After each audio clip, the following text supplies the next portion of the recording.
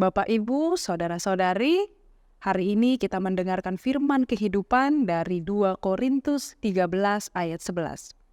Akhirnya, saudara-saudaraku, bersukacitalah, usahakanlah dirimu sempurna, terimalah segala nasihatku.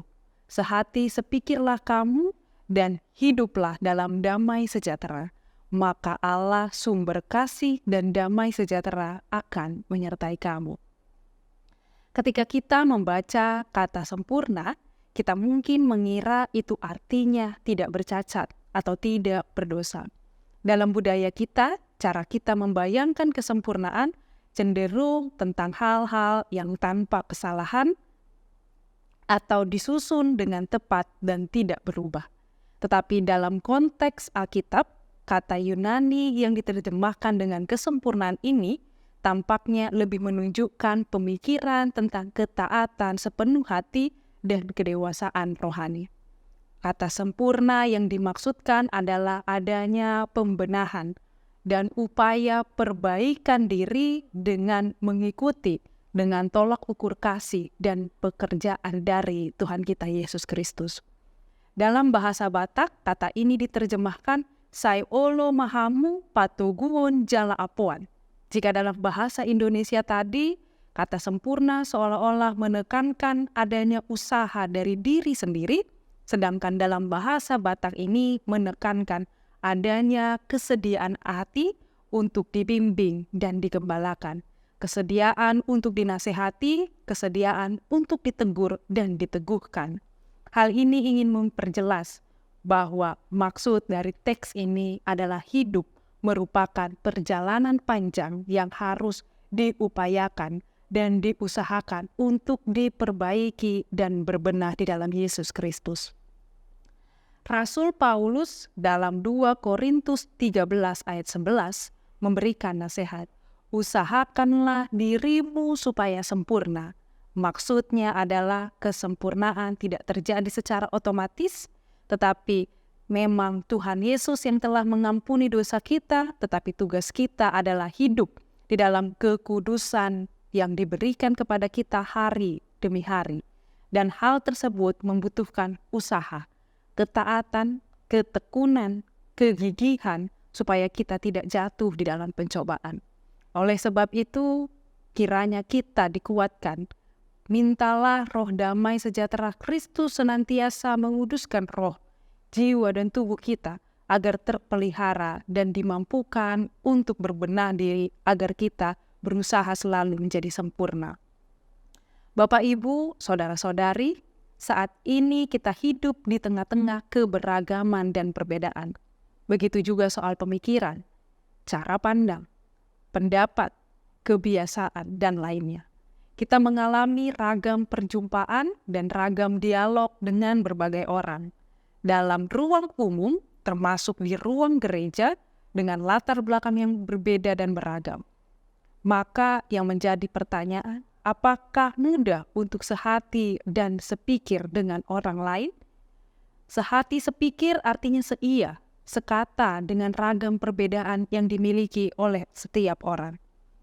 Masihkah kita bisa hidup dalam damai, dalam ragam perbedaan pendapat dan pemikiran? Paulus menyadari bahwa di tengah-tengah jemaat Korintus yang beragam tersebut, perbedaan pola pikir dan pendapat tidak akan terelakkan. Namun perbedaan itu dianggap sesuatu yang wajar, dan perbedaan itu digunakan untuk melengkapi dan memperkaya jemaat. Dengan sudut pandang yang baik, dengan prasangka yang baik di tengah-tengah jemaat, maka yang tercipta adalah sikap saling mendengarkan, sikap saling mengingatkan, sikap saling merangkul perbedaan untuk berjalannya pemberitaan Injil yang semakin terberita.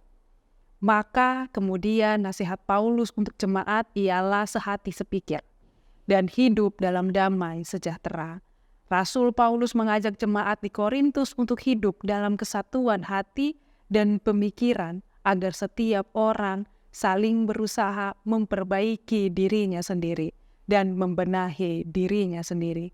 Mengusahakan kesempurnaan adalah sikap untuk saling berkorban, adalah sikap berusaha untuk membentuk diri sendiri, Sehingga usaha yang demikian akan menghadirkan karya Allah yang nyata sebagai sumber kasih dan damai yang menyertai jemaat.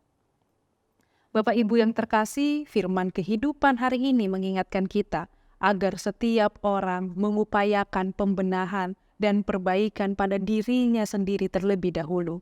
Tidak hanya mencari kepentingan diri sendiri, tetapi sehati sepikir, sehidup di dalam damai sejahtera. Jemaat yang sehati sepikir dengan tanda, itulah tandanya jemaat hidup di dalam kerukunan dan kedamaian. Kiranya kasih Allah dan damai sejahtera menyertai kita. Selamat beraktivitas, Tuhan memberkati, kita berdoa. Ya Tuhan, sumber kasih dan damai sejahtera. Kiranya kuatkan kami untuk senantiasa berusaha, senantiasa mengupayakan kasih bagi sesama kami di gerejamu, di masyarakat, dan di dunia ini. Kiranya kami dapat bersuka cita karena kami telah merasakan kasih-Mu setiap hari dalam kehidupan kami.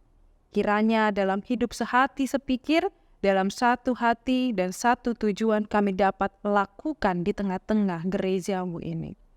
Kiranya kami merasakan sukacita dan bahagia dengan sikap saling memperbaiki, sikap saling membenahi diri sebagai upaya kami untuk mencapai kesempurnaan.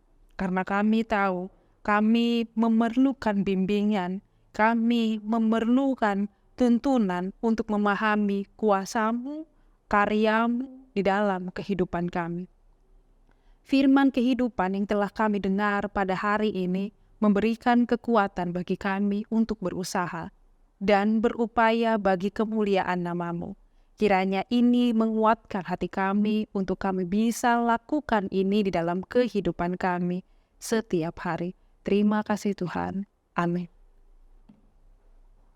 Anugerah dari Tuhan kita Yesus Kristus, kasih setia Allah Bapa dan persekutuan Roh Kudus kiranya menyertai kamu sekalian. Amin.